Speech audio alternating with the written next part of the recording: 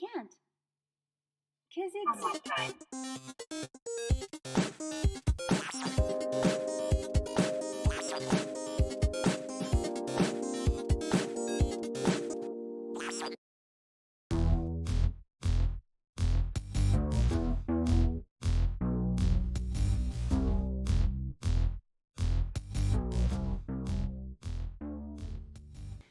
No niin, terve Riku ja Antti.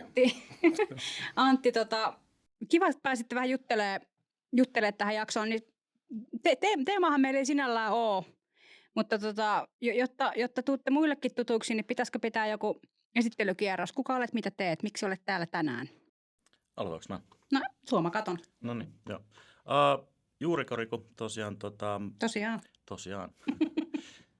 Mitäs mä nyt? Mä oon Elisalla, teen varautumis- ja liiketoiminnan jatkuvuuskehittämisasioita.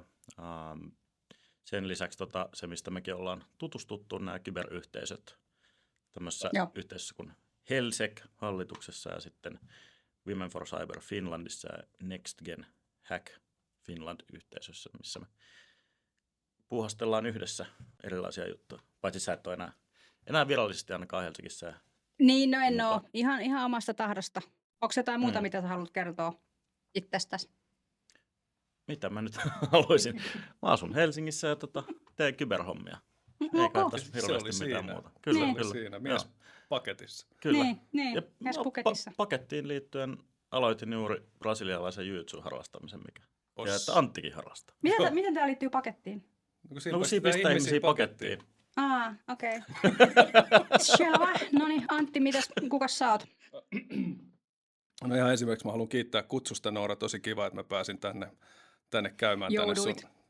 Pääsin. Mä näen tämän niin kuin ehdottomasti mahdollisuutena. En niinkään uhkana. Ja mä oon Antti Kurittu. Mä työskentelen tällä hetkellä semmoisessa yrityksessä kuin Kone Cranes. Me tehdään nostureita. Se on eri yritys kuin Kone, joka nostaa ihmisiä. Me nostetaan esineitä. Ihminen, esine. Ne on vähän kaksi eri asiaa yleensä ihmisille. Okay. Ja mä näkisin, että yhteistä meillä ja Koneella on se, että me molemmat taistellaan yhteistä vihollista, eli painovoimaa vastaan. Mä oon siellä Incident Response Leadinä, eli Cyber Security Incident Response Lead, eli mulla on semmoinen auki taittuva käyntikortti, että se mahtuu siihen kokonaan. Wow. Ja aloitin siinä noin vuosi sitten. Mä käytännössä vastaan niin kuin kyberpoikkeamatilanteiden johtamisesta ja niihin varautumisesta ja kaikesta, mikä siihen liittyy. Taustaa mulla on sitten useammasta yrityksestä. Mä oon ollut palveluntarjoajalla, mä oon ollut startupissa duunissa ja sitten mä oon ollut parilla eri viranomaisellakin. Ennen sitä, kun kuulin kapitalismin kutsun ja siirryin pois virastorattaistosta öljyämään sitten kapitalismin rattaita. Näin se menee. Onko mitään muuta, mitä haluat lisätä tähän? Me tiedetään, mitä sä harrastat. Riku paljasti sen. Onko mitään muuta? Niin se jujutsu. Joo, niin. No ei se nyt on semmoinen, mitä tulee varmaan eniten tehtyä tässä niin kuin harrastusrintamalla. Mulla on pari koiraa, joiden kanssa tulee ulkoiltua ja tykkään liikkua luonnossa. Ja ei siis tämmöistä... Tämä kuitenkaan mikään seurahakuilmoitus, että Ei, mä oon ollut pitkään onnellisesti naimisissa ja aion jatkaa sitä vielä pitkään. Mutta siis joo, tervetuloa takaisin matoille, Riku. Mä tiedän, että sä oot joskus aikaisemminkin käynyt vähän vääntämässä. Ja mä oon vähän pidempään ehkä paininut itse, mutta tämä ei nyt liity siihen, tämä keskustelu. Niin. Ellet sä ala tekemään nyt sitten jujutsu-aiheesta podcastia, koska siitä me voidaan jutella pari tuntia jutella mun puolesta. Ei kiinnosta toisin sanoen. Ei kiinnosta. Ei kiinnosta. Mä mietin tänne ajaessa, että vitsi kun ahistaa, että jengi on tosi itsekkäitä liikenteessä, niin mitkä asiat teitä on viime aikoina pohdituttanut? Oletteko nähneet jotain uutisia tai jotain teemaa interwebsissä, mikä on niin kuin nostanut verenpainetta tai laittanut pohdituttaa? Riku, mitä olet huomannut? Sanotaan, että kyllä toi maailmanpolitiikka on tässä ollut itsellä aika paljon mielen päällä niin sanotusti eri tavoilla. Eletään aika tämmöisiä, miten sanoisi, rajoja aikoja. Itse kun tuolla operaattorikentällä töissä ja oli tuossa joulun jälkeen oli noita kaapelikatkoksia sun muita ja vaikutti suoraan meidänkin toimintaan ja näin. Niin tämä geopoliittinen tilanne jännityttää kyllä aika paljon ja mietityttää, että mitä siellä tapahtuu, mitä tuolla Trumplandiassa tapahtuu ja miten se tilanne lähtee kehittymään. Niin seuraillaan kyllä mielenkiinnolla. Mä oon huomannut, että mä oon mennyt vähän enemmän semmoiselle metatasolle siinä seurannassa, että mulla on ollut enemmän semmoinen fiilis, että kun lukee uutisia ja seuraa jotain juttuja, mä en somessa hirveästi vietä aikaa, mutta käyn stalkkailemassa joitakin profiileja ja Substackia lueskellut. Ja postaamassa linkkaria jotain asiallisia artikkeleita. No joo, se on vähän pakollista. Välillä, kun on jotain ja sitten kun ei ole mitään, missä möyhätään niitä juttuja, niin ne voi työntää vaikka LinkedIniin.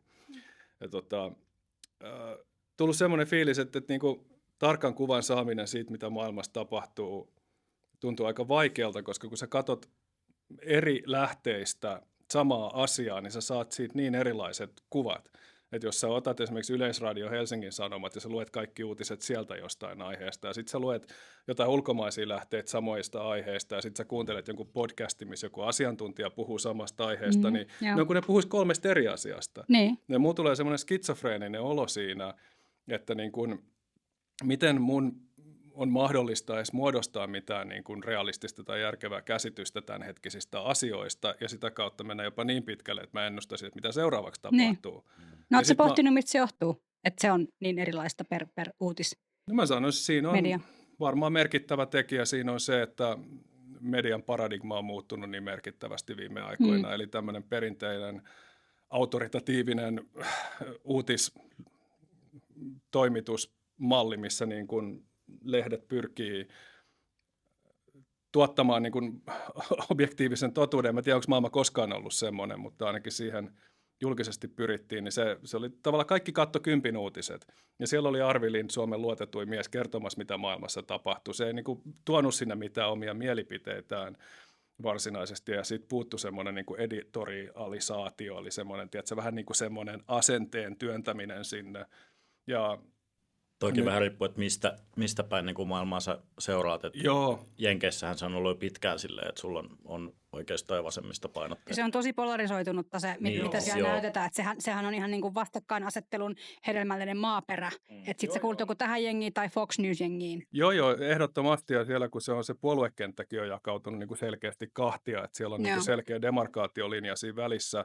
Mutta se on näkynyt. Mä luulen, että se liittyy aika paljon tähän uuteen bisnesmalliin, missä niin kuin sä et enää maksa siitä, että sulle tulee Hesari kerran päivässä ja sitten se aamulla luetaan kahvikupin kanssa, vaan se on enemmänkin se, että mitkä aiheuttaa klikkejä.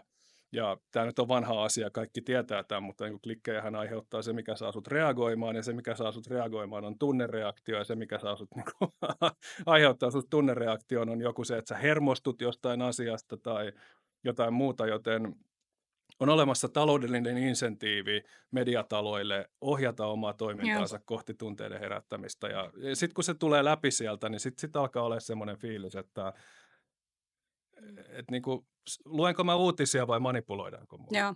Miten mä muodostan? Mä oon vaan tämmöinen tunne nukke, jota media Tunnenukke, josta päästäänkin noihin teidän teepaitoja, jotka on ihan susirumat, vaikka niissä on koira, jonka nimi on Apina, niin mikä juttu tää on? Koira, jonka nimi on Apina. Niin mikä tämä juttu on? Onko tämä joku teidän oma keksimä juttu? Mä en yhtään tiedä, mistä on kyse. Ja musta tuntuu, että ehkä valtaosakaan ei tiedä, mistä on kyse. No, mutta se on koira, jonka nimi on Apina. Onko mitään hauskaa? Jos mä menen Google ja kirjoitan koira, jonka nimi on Apina, niin löydäks mä tän sieltä? Et. Niin, eli tää on joku teidän insight. Mä yritin etsiä nimittäin sitä alkuperäistä. Meidän pitää ehkä tehdä vähän jotain search engine optimizing tässä, että me saadaan se nousemaan sinne. No ei teidän tarvitse semmoista tehdä. Semmoinen domaini kuin vaikka Apina ja sitten joku hauska TLD, vaikka bis. Ei, tää lähti erään WhatsApp-ryhmän semmoisesta sisäpiirivitsistä, missä oli kuvakaappaus. Sisäpiiri sinä ja Riku. Oli siellä muitakin. Sitten enforssaatte sitä muille, että muiden niin manipuloitte muut myös pitämään sitä hauskana, koska se on niin hauskaa. No, mun mielestä se oli hauska. Mä näen tämän niin ja sitten sulla olisi kummankaan meistä kuva, joka laittoi. Niin. Muista kuka se edes laittoi sinne, mutta... Antti, muistatko kun mä printtasin sun naamalla olevia tarroja ja jakelin niitä ympäriinsä? Joo, mä muistan. Se oli kaikille paitsi mulle. Mä en koskaan saanut yhtä. Sä annoit ne kaikki, kun mä sanoin, että saaks mäkin tommoisen. Okei, mä voin mielellään tehdä uuden erän. Ei sun tarvi. Noniin. Se oli semmoinen, mä ajoin parran silleen, että mä ajoin sen täältä alta kokonaan pois. Niin, että mulla oli semmoinen handlebarista. Mä otin siitä kuva ja panin senkin chattiin ja sitten seuraavaksi Noora tekee tarroja ja jakaa. Niin, tää on niinku uhkamallinnuksessa ei ollut tätä kohtaa. Joo, ei kansi jakaa mitään mulle. Mä niin vielä se ihan next levelille. Mä muistan, mäkin keräilin tarroja, mutta sitten mä täytin 6. Mulla oli toi Valtteri Vuorisalo aiemmin vieraana yhdessä näistä jaksoista. Me puhuttiin Valtterin kanssa siitä USA:n, nyt kun Trump-era astuu voimaan niin sanotusti. Mitä se tarkoittaa? Sitten me myös sivuttiin tätä tech bros-juttua ja sitä, että esimerkiksi mä tiedän, Antti, että sulla on tosi niin kuin kärkkäät mielipiteet. Mä haluan ehdottomasti kuulla sun mielipiteen, mutta mitä te olette mieltä, että jengi on rahoittanut sitä Trumpin kampanjaa, ne pääsee tiettyihin positioihin. Siinä on semmoista tiettylaista favoritismia. Mä en valitettavasti muista, mitä se on suomeksi. Suosikkijärjestelmä voisi olla ehkä lähin. Lobbaamista. Lobbaamista. Ja kuulin tähän loistavan termin. No, kerro. Brolikarkki. Mutta tulee vaan kova karkki kuin jauhiskarkki tai joku semmoinen. Eikö siis oligarkki, mutta niinku bro. Joo. Brolikarkki. No niin, hei, kreditit sille, joka tämmöisenkin on keksinyt. Nyt se trendaa jossain, tiedätkö tuo. Mutta täällä on jo hyvä velijärjestelmä. Nuoret sanoo, että hei veli. Niin kyllä. Mitä sä oot, Antti, mieltä tästä tämmöisestä bromance, whatever? No tästäkin on niin kauhean vaikea sanoa, että onko tämä uusi ilmiö vai onko tämä vaan poikkeuksellisen näkyvä ilmiö. Ehkä näkyvä. Siis, niin, mä kans luulen, että koska ihan kuka tahansa Yhdysvalloissa on vallassa, niin sen ympärillä on iso määrä lobbaajia. Totta kai. Ja se, että meillä on vallassa mediassa viihtyvä pelle, kuten Trump, niin totta kai sen ympärilläkin pyörii sit vähän eri profiilin ihmisiä, kuten Elon Muskit sun muut, mutta mä en sinänsä usko, että se, että sä oot niin kuin lähellä vallassa olevia ihmisiä, niin eihän se ole mitenkään poikkeuksellista. Ei. Ehkä tässäkin on semmoinen mielenkiintoinen sävy, että Trump varmasti pitää sitä mairittelevana, että tämmöiset tekkijehut on hänen ympärillään. Ja se luo semmoisen tietynlaisen mielikuvan vallasta, joita hän pystyy valjastamaan näiden ihmisten kautta. Mutta sitten taas näillä ihmisillä totta kai on omia agendoja, joita he ajaa. Tietenkin. Ja Trumphan ei hirveästi varmaankaan todennäköisemmin omaa minkäännäköistä kokemusta tämmöisistä tekkifirman visioista ja agendoista tai muista, niin hän vaan tekee mitä sanotaan. Jostain syystä, kun tällä hetkellä tätä nauhoitetaan, niin esimerkiksi TikTokin kohtalo Yhdysvalloissa on aika auki.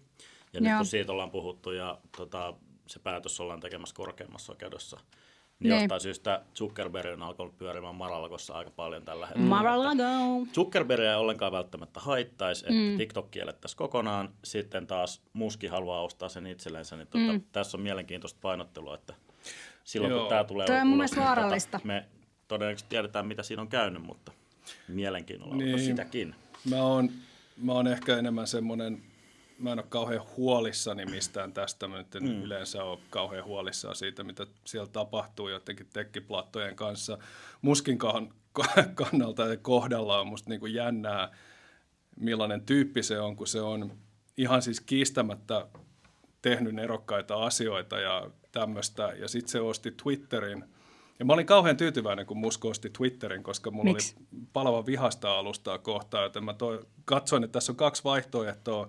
Joko se fundamentaalisesti muuttuu ja se lopettaa olemasta meidän kulttuuri niin kuin numero 1 driveri, joka oli mun mielestä tosi haitallinen ilmiö näin niin kuin yhteiskunnan ja keskustelukulttuurin kannalta. Tai sitten se ajaa sen ihan maahan ja tekee siitä vitsin. Ja se on nyt tehnyt tämän jälkimmäisen.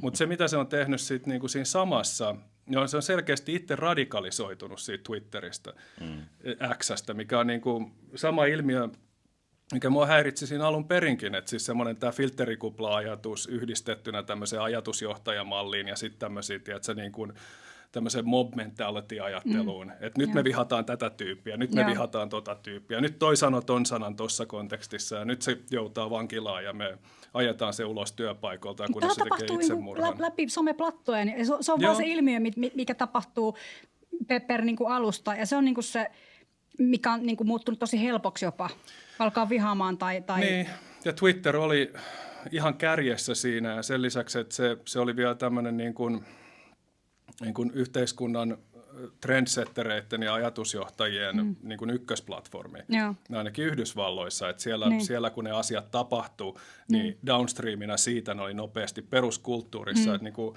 monet tämmöisestä viimeisen 50 vuoden aikana rantautuneesta uudissanastostakin Suomessa liittyen sosiaalisiin ilmiöihin, niin on kaikki niin kuin Tumblrista ja Twitteristä vaan niin kuin valunut kuin kahvipannuun tänne ja täällä ne on otettu vaan niin kuin, että näin asiat on. Ja se on... Mä oon oikein tyytyväinen sinä päivänä, kun se viimeinen serveri sammutetaan siellä. Ja sitten sen jälkeen voi mun mielestä ottaa muutkin somealustat, mutta mun kantani someen on ei millään tavalla ehkä radikaali, mutta aika mustavalkoinen. Niin. Irki takaisin. Puhuttiin, että on Twitterin jengi twiittaa, niin onko se, mä oon X:ssä, mä Xään. Miten se menee? Miten se... No, en mä tiedä. Kysy Elon Itse en Muskilta. juurikaan käytä enää, mutta... Joo.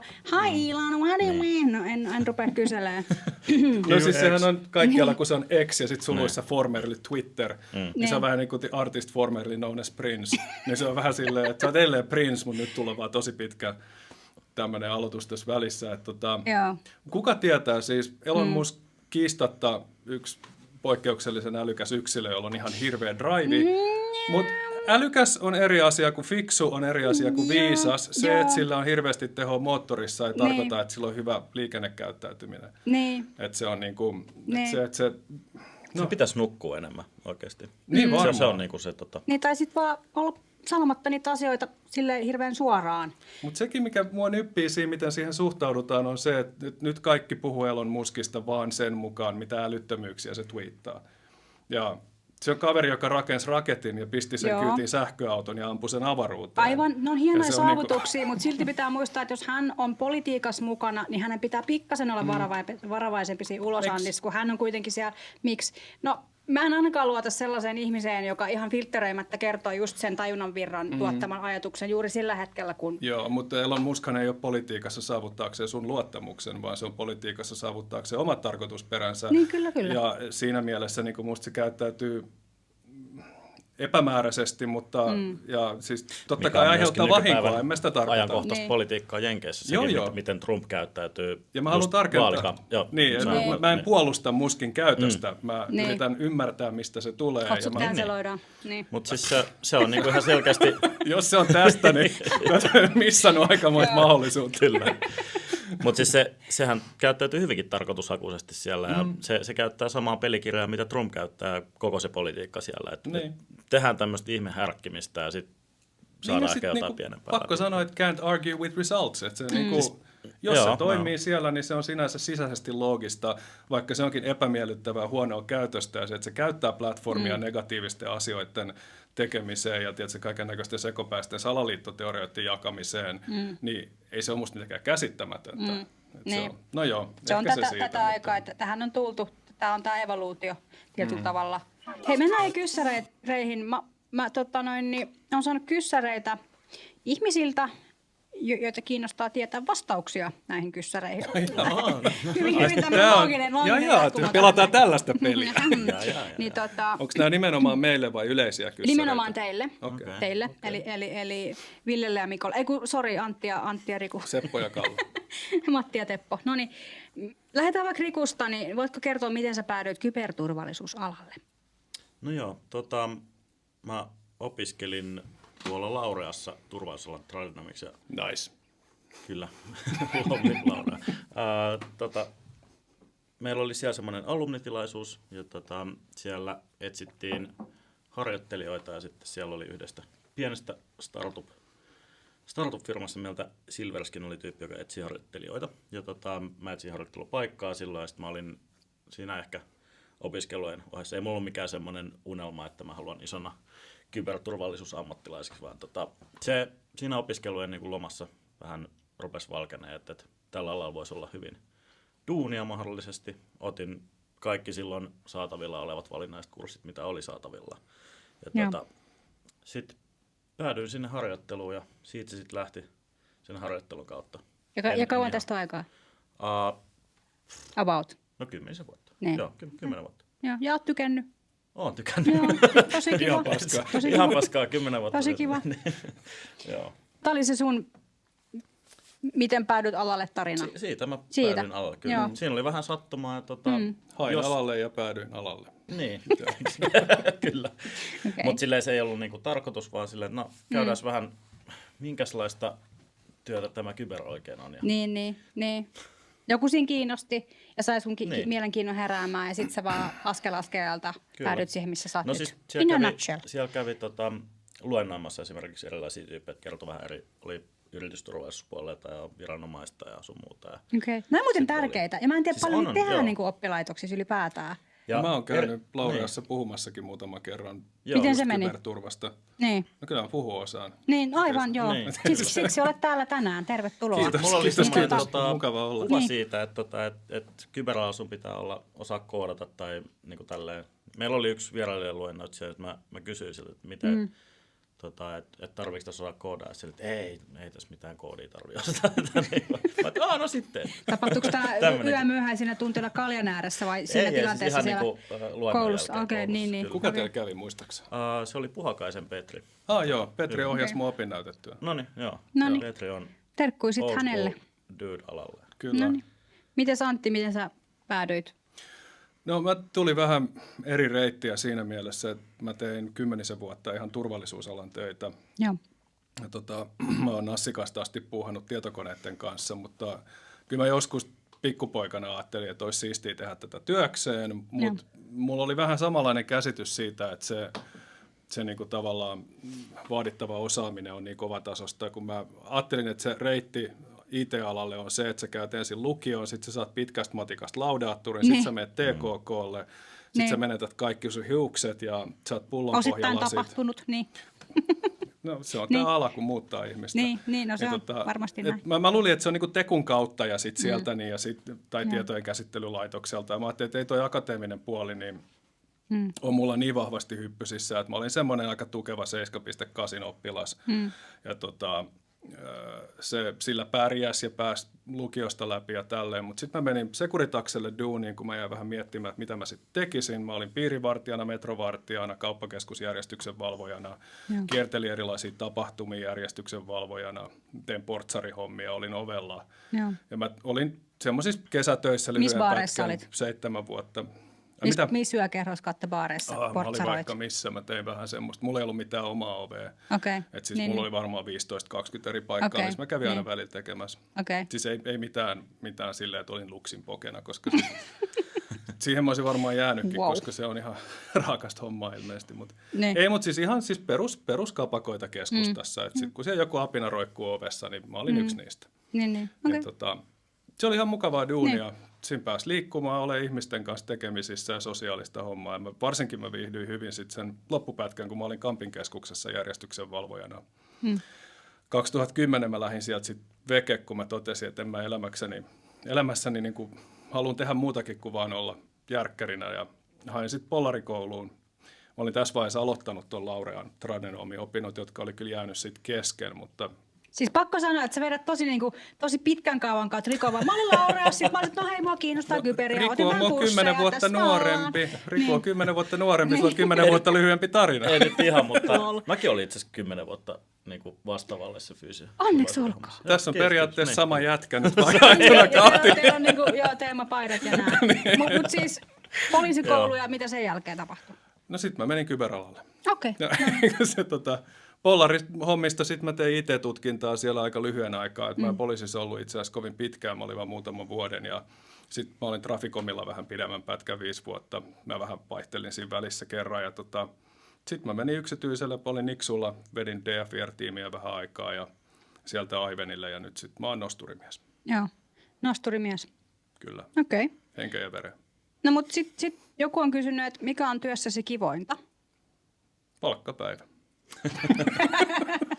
Mä katsoin Rikua, kun mä kysyn tämän kysymyksen. Kiva, että sä kontribioit tähän tälleen, mutta Riku, sano vaikka 3 asiaa, mitkä tulee heti mieleen. 3 asiaa. Tarkoituksenmukaisuus. Mä dikkaan ihan oikeasti, niin kuin, että täällä pääsee tekemään näissä hommissa sellaisia, niin kuin, että aihe niin kuin, tekee oikeasti hyvää isossa kuvassa. Ideologisella tasolla. Kyllä ja käytännöllisellä tasolla. Niin, sekin on ihan plussaa. Me ollaan ylläpitämässä huoltovarmuuskriittistä infrastruktuuria ja näin poispäin.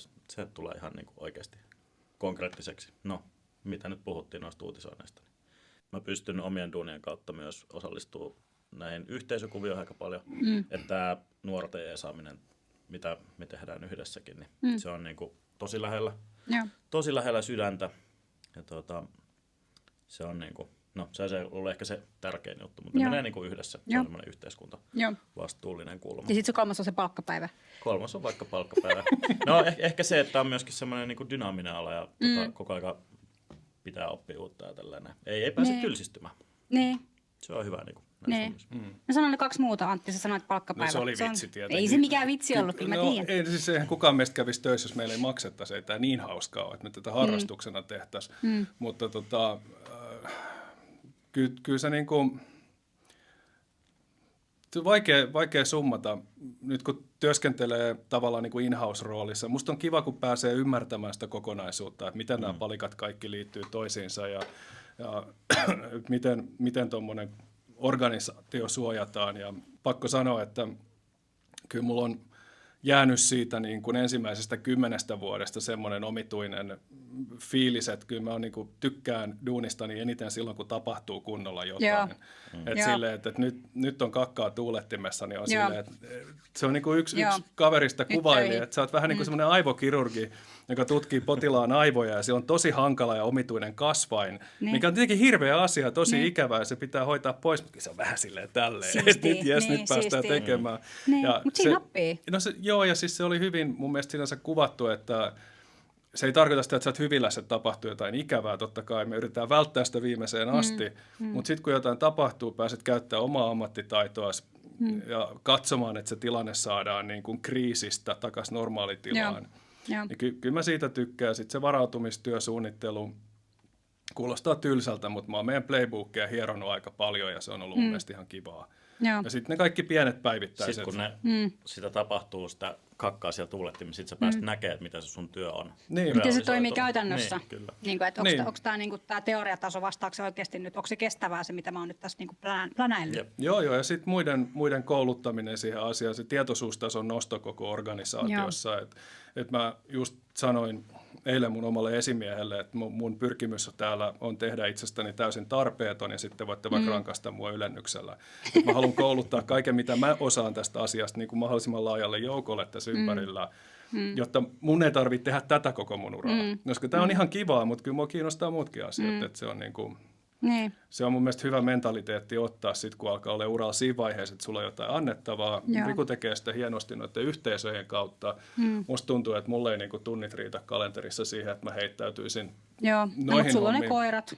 No mulla on 2 koiraa, joita mä hoidan 6 tuntia päivässä. Niin, ei, mutta siis meillä on eri elämäntilanteet ja erilaiset velvollisuudet ja tilaisuudet osallistua. Kyllä. No mikä sitten on teidän työssä tai työpäivässä tai työviikossa työssä ylipäätään haastavinta? Mihin ne asiat liittyy? No päivä ennen palkkapäivää. Hyvä tuo asento molemmilla on kädet tälleen ristissä tuossa niin rinnan päällä. Pitää miettiä. Se on nyrkki tonne alle. Oho. No niin. No Riku, mikä on sun mielestä haastavinta? Tai mitä sä koet haastavaksi?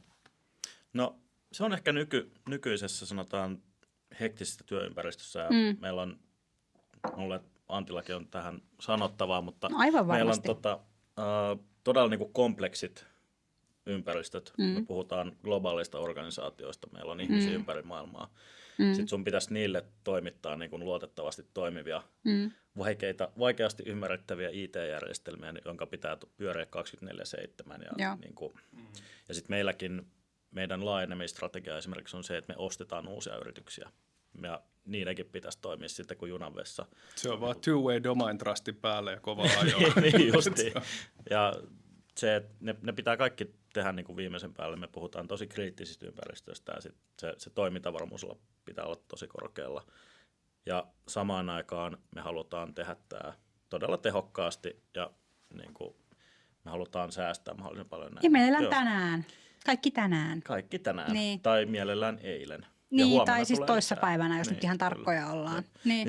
Se on se, että meillä on tosi kova paine koko aika ja tosi kompleksit ympäristöt. Se on niin kuin se ehkä haastavin tässä. No sulla on varmaan...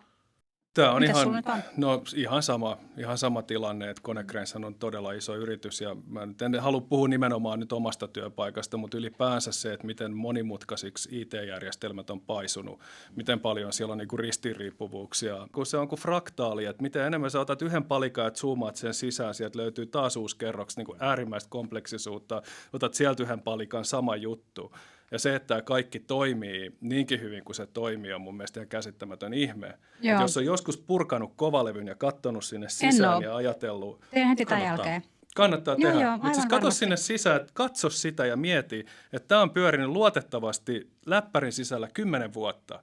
Ja musta se on ihan käsittämätöntä, että miten niin kuin tämmöiset järjestelmät, että miten ne ylipäänsä pysyy kasassa eikä vaan niin kuin hajoa siihen omaan monimutkaisuuteensa. Ja ei pelkästään se, että ne toimii, vaan se, että ne toimii luotettavasti ja turvallisesti. Niinpä, joo. Se on niin kuin tavallaan, se on pakko nostaa sitä abstraktiotasolle, että sitä voi edes käsitellä ja sitten se menee epätarkaksi. Ja en tiedä, se on se, että niin paljon olisi opittavaa joka asiasta ja sitten kun ei oikein tiedä, että mitä kannattaisi seuraavaksi opetella, niin mä sit itse tämmöisenä generalistina, missä en ole niin kuin mestari yhtään missään, niin olen tyytynyt siihen, että mulla on sellainen pintasilaus melkein joka asiasta, mikä on relevantti mun työn kannalta. Ja mä pystyn puhumaan siitä järkevästi 3 lausetta ja kuuntelemaan 6. No, mutta tästä haasteesta on hyvä tehdä pikku aasisilta seuraavaan kysymykseen. Onko kumpikaan teistä ikinä kärsinyt burnoutista tai muista tämmöisistä mielenterveyden haasteista uranne aikana? No, mä oon 2 kertaa ollut semmoisella lyhyehköllä sairaslomalla niin burnoutin takia. Joo. Aikaisemmin tuli niin kuin ennen kyberalalle siirtymistä ja niin kuin tein vaan niin paljon duunia, että mä en saanut enää, mä olin niin kuin yliväsynyt, että uni ei enää tullut. Sitten kävin lääkärille sanoa, että mä tarviin nyt niin kuin päiväsaikku, että mä pystyn menemään töihin. Sitten se heitti mulle suoraan 2 viikkoa. Mutta parempi, että se heittää sen 2 viikkoa, kun sun mutta se, mitä se ei kertonut, että se oli semmoisella koodilla, että siitä ei maksettu palkkaa. Se, ai. No sehän meni hyvin. Joo, sehän meni hyvin, joo. Se helpotti ahdistusta. Kyllä, joo. Varsinkin kun mainitsit, että työssä kivointa on palkkapäivä. Mutta niin. Siellä sitten odotti pikku yllätys. Kyllä. Toinen sitten taas tuli silloin, kun teki konsulttihommia, niin kans ehkä ahnehti töitä ja halusi tätä kuuluisaa grind-modea vähän puskea liikaa. Sitä se, että niinku oikeasti ei ole tunnistanut niitä omia rajoja, on tehnyt liikaa duunia. Mun mielestä se, että jokaisen olisi hyvä oppia sanoa ei. Niin, joo, kyllä. Että se on niinku taito, eikä vaan yrittää vakuuttaa ihmisiä vaan sen takia, että haluaa näyttäytyä, että on kova ambitiotaso ja niinku näyttämissä haluaa. Meillä varmasti kaikilla on se, mutta se raja menee siinä, että ne asiat, mitkä sä hoidat, niin hoida ne hyvin. Koska jos on liikaa asioita, niin sitten se on just tämä, että se lopputulema on, että saa burnouttia ja muita. Kyllä. Mites Antti? No mulla ei silleen psykologisia oireita oikeastaan ole ikinä ollut stressistä, että mulla on ollut siis silleen, että silloin kun meillä oli yhtä aikaa päällä korona, mä olin aloittanut uuden tiimin esimiehenä, mä vedin sitä Nixon DFR ja mulla oli 10 asiantuntijaa siellä ensimmäistä kertaa A-alaisia, B10-alaista ja sitten oli vielä vastaamon keikkaa päällä ja kaikkea muuta, niin siinä oli semmoinen, sanotaan niin kuin hyvä drive, ja mä tykkäsin siitä, että nyt niin kuin tapahtuu asioita ja koko ajan pitää, että jollain tavalla pysyy skarppina, niin ei mun tuntunut pään sisällä mitenkään erikoiselta. Mä nukuin ihan hyvin ja mä pystyin rentoutumaan vapaa-ajalla, mutta mä ihmettelin, kun mun vatsa on kipeä. Sitten mä menin lääkäriin ja lääkäri oli se, että sulla on vatsahaavat. Siis se oli vaan pitkän aikaa kipeä ja sinne oli tullut pieni leesio, vai mikä se termi nyt olikaan. Joo. Ja se sanoi se lääkäri mulle semmoisen, mikä mulle jäi mieleen. Se sanoi, kun mä sanoin sille, että en mä koe itseäni stressaantuneeksi, se sanoi, että niin, että ihmiset, joilla stressi ei oireile psyykkisesti, niin niillä se sitten saattaa oireilla fyysisesti. Tämä oli kiva tieto. No eli stressin seurauksilta ei voi niin kuin välttyä toisin sanoen. No ei, ja siis se ero, stressikin on niin monenlaista. Että sulla on niin kuin semmoista alkukantaista stressiä, että sä möyryt jossain pusikossa ja näet karhun. Niin. Se aiheuttaa stressiä. Totta kai sen pitääkin aiheuttaa, koska muuten se karhu syö sut. Niin. Mutta tämmöinen niin kuin moderni stressi, missä sulla on deadlineja ja projekteja ja sulla on niin kuin jatkuva semmoinen niin kuin taustastressin taso, ei ole ehkä niin kuin menee sinne keltaiselle. Että se ei pysy enää vihreällä, vaan se on siellä keltaisella niin pitkään, kun se jatkuu. Niin sä et välttämättä edes oireille siitä, sä et taju, että sulla on stressiä, kunnes sä oot vaikka pitempään lomalla. Ihminenhän tarvii myös tietyn tason stressiä, että sä pystyt toimimaan. Niin. Just se, että sulla on se vihreä, että sä et ole siellä niin kuin ihan nollataulussa vedä, vaan se, että stressihän aktivoi ja kannustaa sua tavallaan tekemään asioita. Monestihan on ollut sellaista ilmiötä, että jos sulla on duunissa tosi paljon stressiä, sit jos sä jäät lomalle ja sit se niinku tavallaan kaikki stressi saattaa mennä nolliin, niin monesti ihmiset sairastuu. Niin, se on mulla on tolle niinku, aina. Mulla on aina, ja mä puhutaan ainakin se, että kuulijaiset duunarit sairastaa lomalla, niin siinä on semmoinen pointti, että kun ne grindaa niin kovaa, se stressi pitää sun niinku elimistön kierroksilla, ja sit kun se menee semmoiseen täydelliseen rentoutumiseen, niin se on myös vastaanottavaa. Ja mä en ainakaan rentoudu 2 viikkoa, kun kesäloma alkaa. Niin kun, että mä rentoudun sen 2 viikon jälkeen. Se rentoutuminen alkaa mulla 2 viikon jälkeen, kun silloin mä oon pystynyt saamaan sen niin kuin etäisyyden niihin ajatuksiin duunista. Sitten mä vasta niin kuin ymmärrän, että nyt mun aivot alkaa niin kuin let it go, niin kuin teet sä Frozenissa. Ja sit vasta ehkä 3. viikon aikana, 3. viikon aikana, mä alan ole silleen, niin kuin, nyt mä oon ihan fine, nyt mä voin alkaa rentoutua, nyt mä voin vaikka tehdä kaikki lomajuttuja. Ja sitten se 4. viikko on silleen, että no niin, lomalla, jes. Mä taas teen niin kuin päivittäin sitä, että mä timeboxaan tosi tarkasti duunijutut ja vapaa-ajan. Tämä on opittu tuolta niin kuin virkamiesmaailmasta, missä niin kuin, kun virkapäivä päättyy 16.15, niin siellä on vähän semmoinen mentaliteetti, että kukaan ei odotakaan, että sut saa kiinni. Okei, mä oon incident response leadinä nyt ja mä haluan, että mulle soitetaan, jos tapahtuu jotain jännittävää jossain.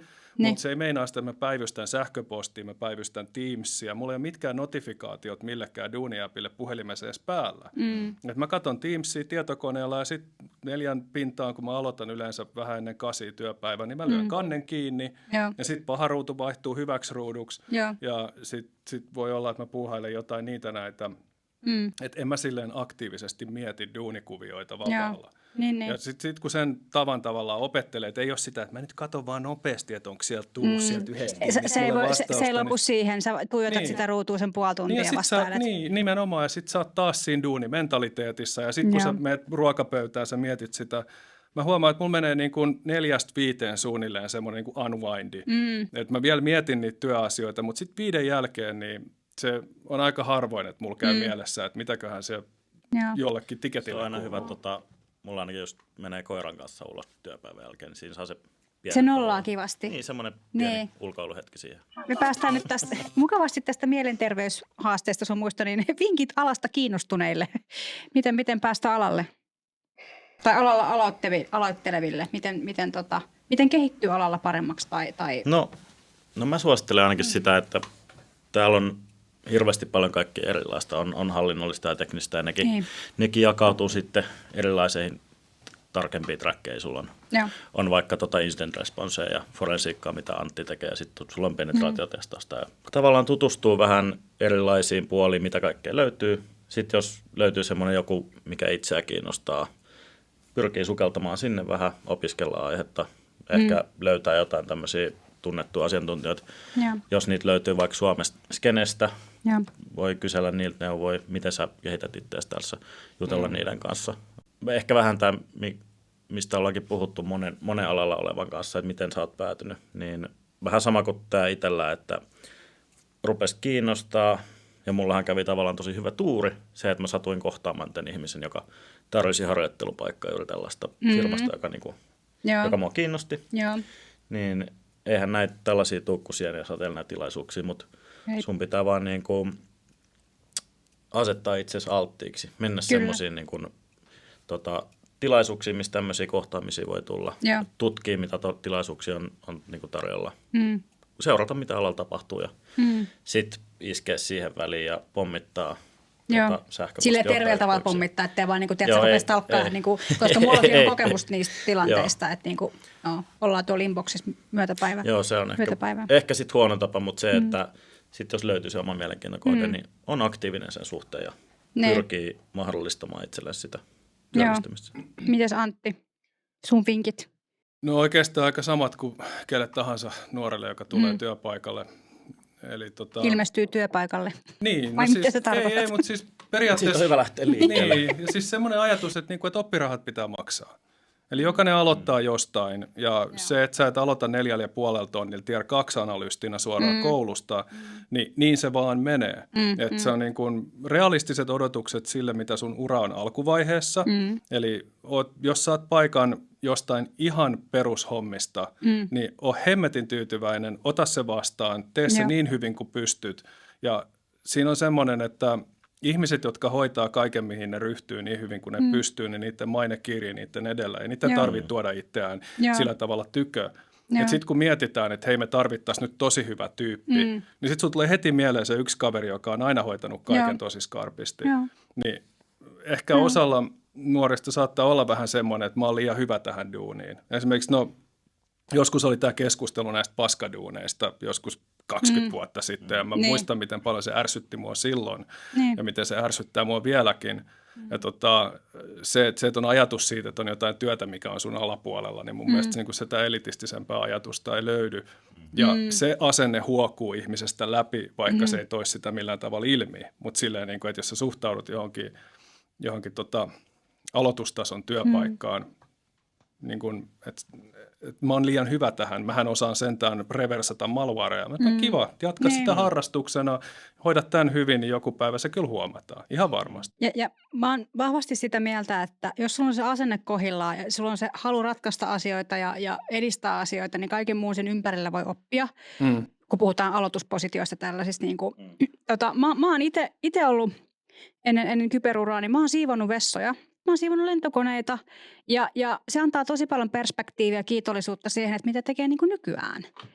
Ja se myös antaa sen ymmärryksen, että kyllä mä arvostan niitä ihmisiä, jotka on siistiöitä, jotka niin kuin mahdollistaa sen, että meillä on mukavaa esimerkiksi toimistolla, ja jos mä kävisin toimistolla, mutta mä teen etänä sotapinnaa töitä. Mutta vähän silleen, että en lähtisi niin kuin arvottamaan mitään ammattia erikseen ymmärtämättä oikeasti, että se on jonkun työ.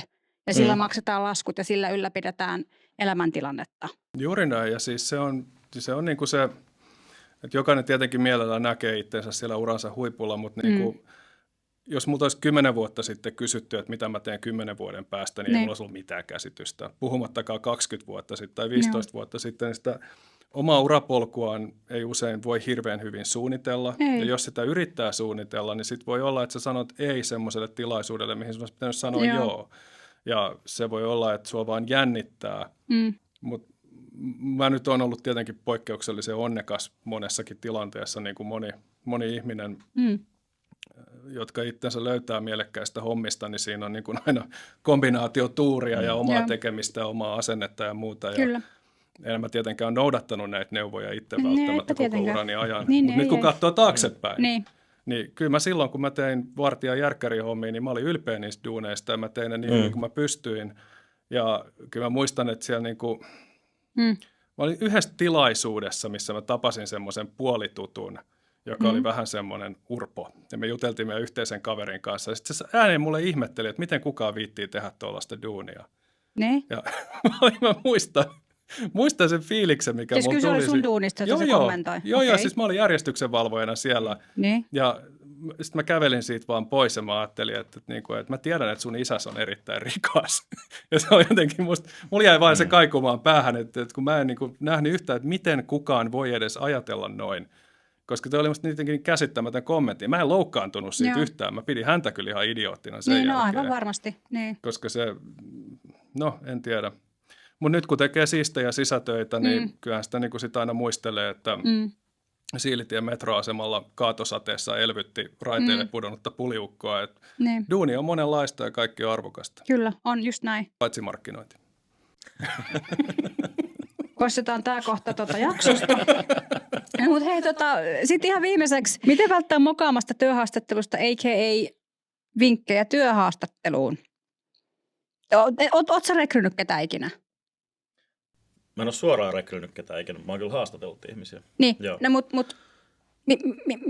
miten välttää mokat työhaastattelusta? Annetaan nyt vinkkejä ihmisille. No, tässä on hauska anekdootti, että mehän tavattiin Antin kanssa eka kerralla työhaastattelussa. Antti haastatteli siis sä olit se elvytettävä henkilö siellä tukehtumassa omaan oksennukseen. Joo, me tunnettiin silloin jo etunimeltä.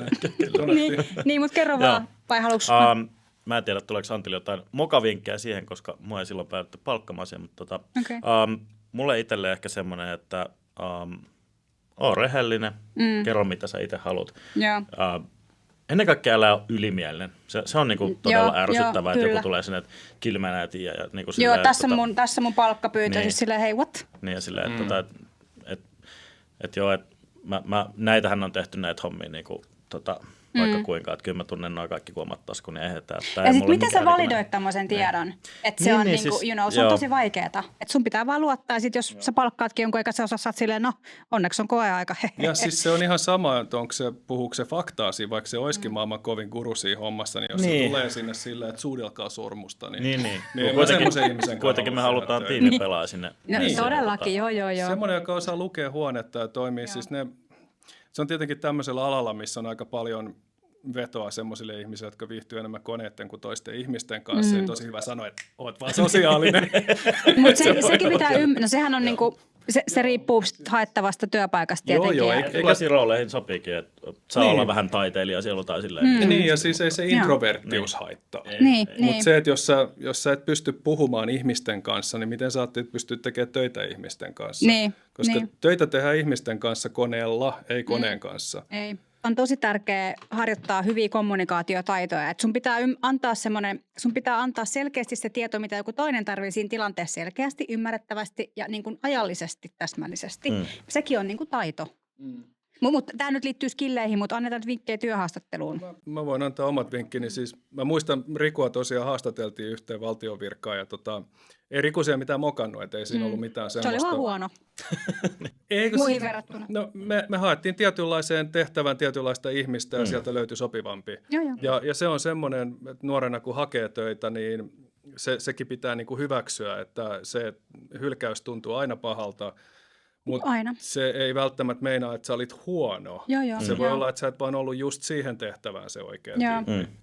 Ja tähän myös liittyy se, että on hyvä antaa jälkikäteen perustelut, ettei toinen jää pohtimaan, että no miksi mä saan hylsyn. Se ettei kuulunut mitään, ei perustelu sitä mitenkään. Se on mun mielestä semmoinen tärkeä osainen rekrytointiprosessia, joka jää useimmilta yrityksiltä puuttumaan. Tässä kontekstissa sain kyllä hyvät perustelut. Ja mä muistan, kun mehän oltiin buukattu siihen joku tunti siihen haastatteluun, ja me oltiin siellä varmaan 3 tuntia juttelemassa. Se oli kyllä hyvä keskustelu oikein. Sittenhän mulle tämä toinen haastattelija tuossa sanoi, että voi kyllä mielellään suositella mua johonkin tehtävään. Että, nyt löytyy tähän sopivampi, mutta näin. Että siitä kyllä sille hyvä maku itselle. Niin, oliko Antilla muita vinkkejä? Ei, okei, kiva. Hyvä lukea tietenkin myös ne työpaikka-ilmoitukset vähän sillä silmällä, että jos siellä on listattu 10 eri teknologiaa, niin sun tarvii osaa 10 eri teknologiaa. Ei, se on vaan wishlist. Sitä ei pidä lukea kuin pirun raamattua silleen, että sä niinku diskvalifioit itsesi jo ennen hakemista. Niin, sille itse tuomitset itsesi ennen kuin silleen, että sä vähän niin kuin... Mä en ole riittävän hyvä tähän hommaan. Siinä on se toinenkin puoli, että sä luulet olevasti liian hyvä siihen hommaan, tai sitten sä on riittävän hyvä. Niin, mutta kyllä mä oon sitä mieltä kanssa, että yritysten ne ihmiset, ketkä rekrytoi henkilöitä, niin kyllä niiden pitää vähän miettiä niitä työpaikka-ilmoituksiakin uusiksi. Ja sitten varsinkin semmoinen hankala asia kuin palkkatoive, niin hinnoittelee itsensä realistisesti. Kyllä, joo. Ja muistaa, että se on vaan toive siinä vaiheessa, ja sitten on valmis, että niin kuin mielessä joku haitari sit asettaa sen jonnekin sinne. Ja sitten jos on siinä tilanteessa, että ne tarjoaa sulle paljon vähemmän kuin sun haitarin alapää, niin sitten sä voit joko miettiä, että onko mulla tähän varaa, että vedetäänkö mua alta lipan, mitäköhän muut tienaa tässä samassa positiossa, vai onko se nyt vaan niin, että mulla oli itselläni epärealistinen käsitys siitä, minkä verran lisäarvoa tälle korporaatiolle mun läsnäoloni siellä päivittäistoiminnassa. Mutta on tosi haastavaa, koska jos sä oot esimerkiksi junnu ja sä et yhtään tiedä, mitä pyytää. 2 tonnia. Tosi moni multakin kysyy, no miten mä mentoroin henkilöitä ja sitten ne on kysynyt myös, miten mä kehtaan pyytää. Ja kyllä mä tiedän tasan tarkkaan, miten niiden kehtaa pyytää, koska se on se, miten mä tiedän, että siitä positiosta niin kuin maksetaan. Niin se, että sä löydät sitä tietoa luotettavasta lähteestä, että sä uskallat pyytää just sitä, mikä on niin kuin akkuraattia ja pitää paikkaansa, niin se on tosi haastavaa monelle. Et ei monella ole sellaista henkilöä, että kysyy, että paljon mun kannattaisi niin kuin pyytää, että se on realistista. Ensi vuonna tuu palkkaavamusdirektiivi. Mutta se on, niin. Mutta siis mun mielestä se on tosi hyvä, että työnantajat joutuu kertoa sen palkkahaitarista. Niin. Joo, mä oon vähän kahta mieltä siitä. Mun mielestä se on tavallaan hyvä, tavallaan ei, koska siinä voi olla sit myös semmoisia tilanteita, niin että ajatellaan, että ihmiset saa eri palkkaa samasta työstä ja mietitään se asia sit sillä tavalla, että onko niiden työsuoritus sama.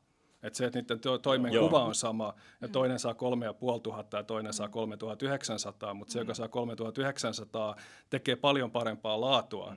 Hei, tähän loppuun antakaa vinkkejä, mistä pystyy lukemaan uutisia tai kuuntelemaan mielenkiintoisia kyberturvallisuusalan podcasteja? Tai niin nimetkää jotain, mitä te itse seuraatte, luette, odotatte innolla. Semmoinen kuin Internet Stormcast. Oliko se mistä nyt kertoo? Siis se on ihan tämmöinen päivittäinen yleisilmiö, että se kestää noin 50 minuuttia. Okay. Ihan tämmöinen, mitä on tapahtunut ajankohtaisia ilmiöitä. Se varmaan löytyy Googlaa, eikö vaan? Ihan siis kaikki podcast-alustat. Niin semmoinen päivittäinen aamukuuntelu, 50 minuuttia saa. Niin. Se on nopea, ehkä niinkään pitkään. Darknet Diaries, erinomainen podi.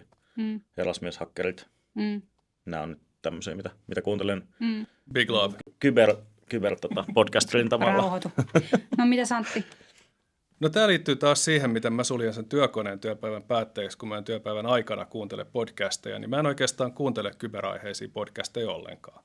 Niin ei mulla ole oikein suositella mitään. Siis nämä on näitä samoja, mistä mä oon kuullut hyviä asioita, mutta sitten kun mä kuuntelen podcasteja, niin mä kuuntelen jotain ihan muuta. Mä kuuntelen jotain kyberaiheisia, mutta mäkin kuuntelen pääosin muita. Aina mä arvaan, true crime. Ei. Mitä podcasteja sä oot viime aikoina kuunnellut, mitkä on mielenkiintoisia sulle? No yksi mun lemppareista, Fifth Column, on semmoinen 5. kolonna. Sitä mä kuuntelen aina, kun sieltä tulee uusi jakso. Se on vähän semmoinen poliittinen podcasti. Siinä on 3 hostia. Sponsored by Fox News? Ei ole. Siis yksi niistä kavereista, Matt Welsh, on Reason Magazinein editori. Sitten siellä on journalisti Michael Moynihan ja sitten siellä on Camille Foster, joka on sitten taas, ne niin kuin keskustelee asioista ja se on tosi hyvä, sitä mä tykkään kuunnella. Ja sitten tämmöinen podcasti kuin Blocked and Reported, mikä on niin kuin, ne puhuu aina niin kuin, ne sanoo, että it's a podcast about stupid internet bullshit. Okei. Mä aika kiinnostaa heti. Mä seuraan sitten kyberjuttuja lähinnä niin kuin... Sieltä WhatsApp-ryhmästä. Se on yksi ja sitten on Signal-ryhmä tietenkin ja sitten Ilta-Sanomat on kova, siellä on paljon hyvää tietoturvasisältöä. Ja... Ilta-Sanomat. Ja sitten toki niin kuin, no ei Ilta-Sanomat, mutta tietysti ammatillisessa mielessä on näitä tämmöisiä erilaisia Threat Intel-kanavia, mitä niin kuin käytetään, mutta ne tulee sitten todennäköisesti sieltä työkontekstista. Antti ja Riku, kiva, että pääsitte juttelemaan. Oli tosi kiva nähdä ja jutella pitkästä aikaa sitten 2 viikkoa, kun oli uusi vuosi ja pelasimme Cards Against Humanityä ja söimme pizzaa, mutta Sun tuomaa pizzaa, kiitos. Niin, aivan. Niin kiva ihminen mä oon. Mutta kiitos Kyllä. teille.